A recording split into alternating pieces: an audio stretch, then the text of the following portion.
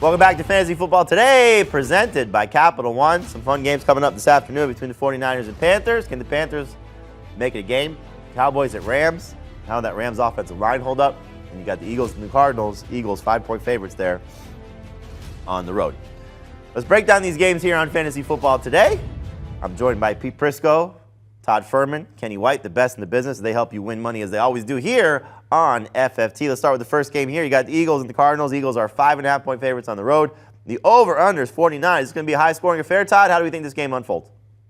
I'm going to try and get in and out of this game pretty quickly, Jamie. So I'm going to go with the Philadelphia Eagles -3 in the first half. When you look at the Eagles so far this season, they've done their most damage in the second quarter. They started a little bit slow last week against Jacksonville in inclement weather and were able to erase that 14-0 deficit. But you look at what this team has put up as far as first half numbers, it's better than what some teams are doing for a full game. And the one knock against the Arizona Cardinals all season long is their perennial slow starters, whether it was the Kansas City Chiefs in the opener, their home game against the Rams, or needing to erase that 20-0 deficit against the Raiders at the half, or even last week when they faced a deficit against the Carolina Panthers. I think the Eagles are too dynamic for Arizona to slow down early in this game. I think they go into the break leading by 4 or more.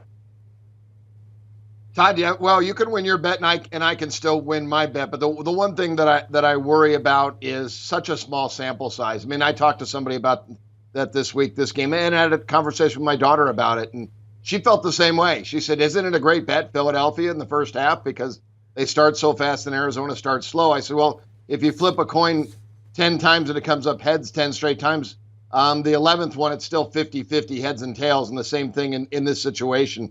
That Arizona's talking about it. We get off to too slow of a start. Philly gets off fast. Kyler Murray now at underdog at home. It seems like he's only played hard when he needs to. He didn't run the ball once in the first half against the Raiders.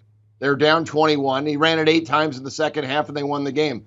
Last week, down again, didn't run it, and then all of a sudden he took off in the second half. I think you'll see Murray a little bit with a I don't know, energy level in the first half maybe that we haven't seen so far today. We'll see. But I like the Cardinals for the entire game in this one. Philadelphia's played the 29th strength of schedule.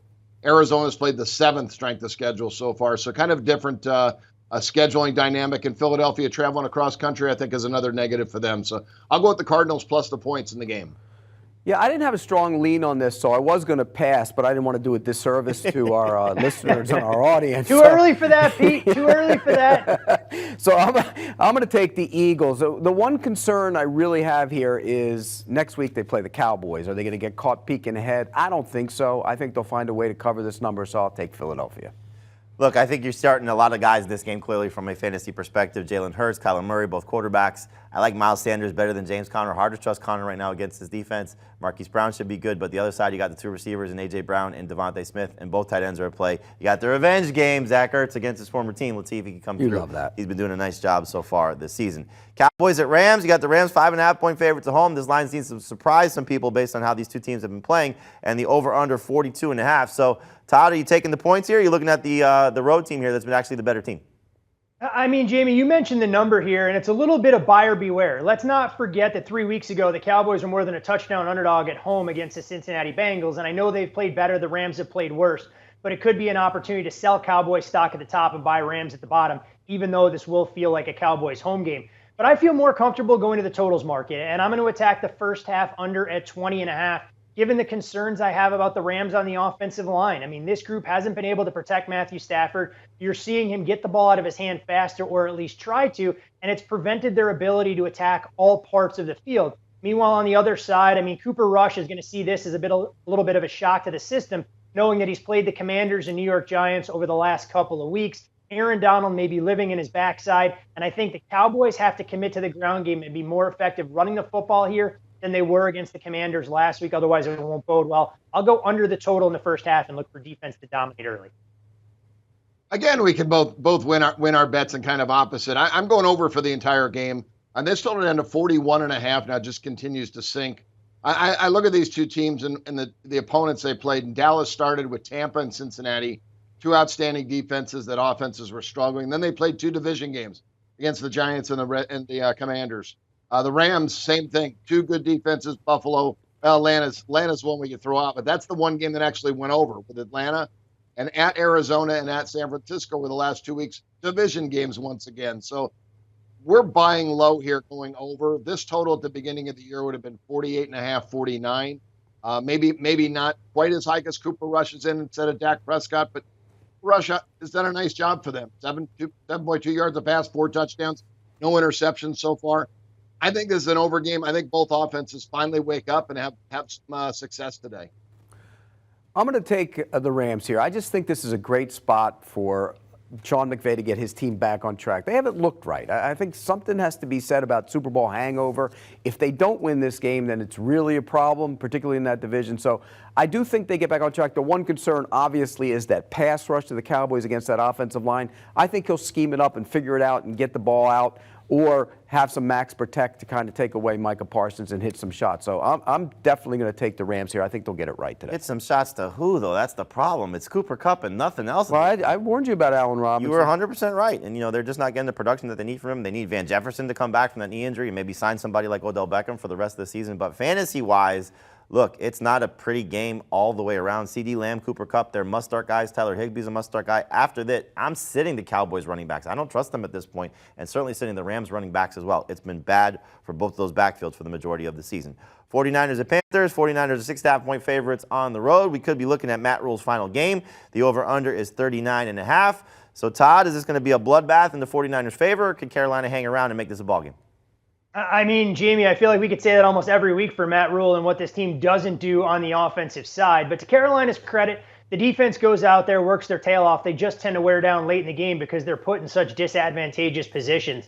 Not a great spot for the 49ers, traveling across the country on a short week with a huge target on their back. And for that reason, I want to go under the 49ers team total here. It's obviously correlated to Carolina keeping this game competitive, but the market never got to 7. That's been my buy point all week long to try and make a case for Carolina. I look at what Carolina can do in the trenches, and I think they can stymie San Francisco's ground game a little bit. When you look at Jimmy Garoppolo, I think some of his passing yards on Monday Night Football were a little bit overinflated given the poor tackling we saw in the Rams secondary. And given the fact I think points could be at a premium here, I think Carolina's defense plays with a chip on their shoulder here. I'll take the 49ers team total under any number better than 21.5. Yeah, I like that a lot, Todd. I'm headed in that same direction. I'm under for the games where I'll give you. In San Francisco's defense, I have number 1 in adjusted yards per play allowed, number 1 in scoring. Their offense, I have 12th in yards per play, adjusted yards per play, but in scoring, just 26. That's the 49ers. They move the ball up and down the field. They just don't put the same type of points on the board because they play methodical. They like to run the football, and they really work well in between the 20s. Carolina, 29th offensively, and 8th on the defensive end in yards per play. They're 10th in scoring. Good defense. Baker Mayfield, oh my gosh, way off his career numbers. 54% completions, career 61. He's only throwing for 5.4 yards a pass, career 7.3. Touchdowns, interceptions are pretty much the same ratio, but not the accuracy's not there, and they're not getting the yards per play. So that offense is going to struggle today against San Francisco. I think San Francisco has a letdown as well. They put in a very emotional game versus the Rams in their last outing in a short week. So I'm going under in this game. You mentioned the Rams game. Now you got to take a long trip across country. It's usually a bad combination for a football team, but not this team. Not the way that pass rush is going to get after Baker Mayfield.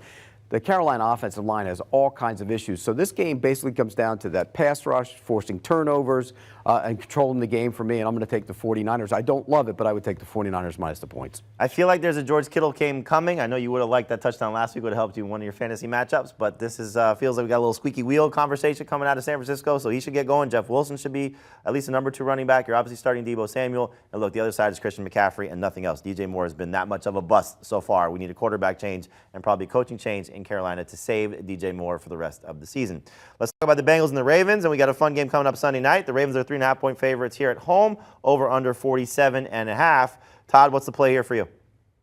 For me, Jamie, I'm going to go under the total here. And I know a lot of people look at it and go, wait a second, these two teams played extremely high-scoring football games a season ago. But I think there's some very different dynamics in play for this matchup. Most notably for Baltimore in the back end, they will have Marlon Humphrey and Marcus Peters, a luxury they weren't afforded in either of the games last year. And I think that'll allow them to disguise some looks in the back. Play that 2-high safety shell, force the Cincinnati Bengals to dink and dunk their way down the field.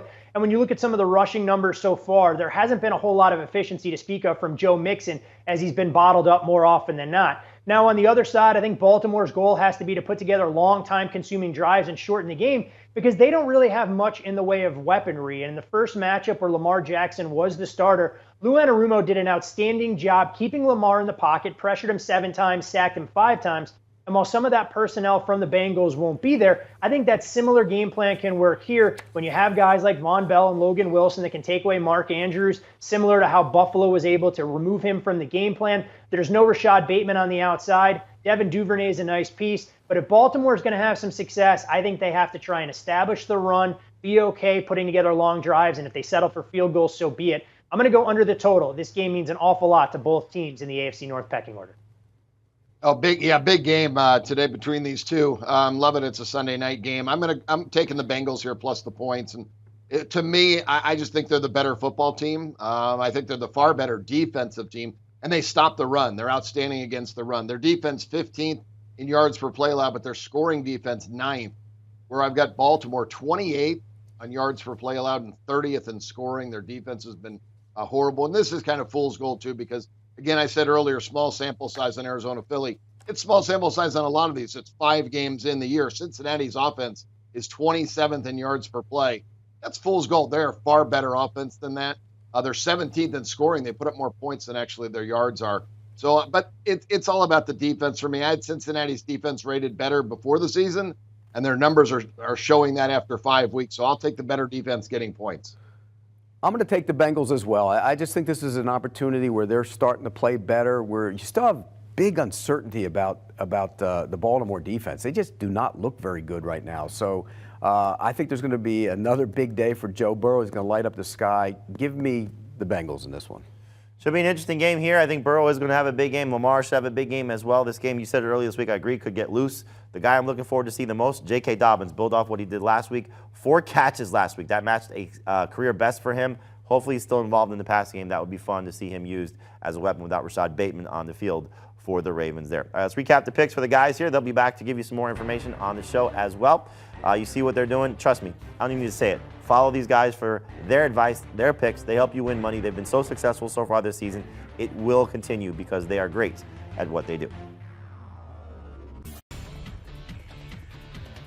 Going to take a break right now here on Fantasy Football Today. Do you want a sports network that delivers everything that matters about the game? The highlights, the picks, the instant analysis, no yelling, no fake debates, no politics.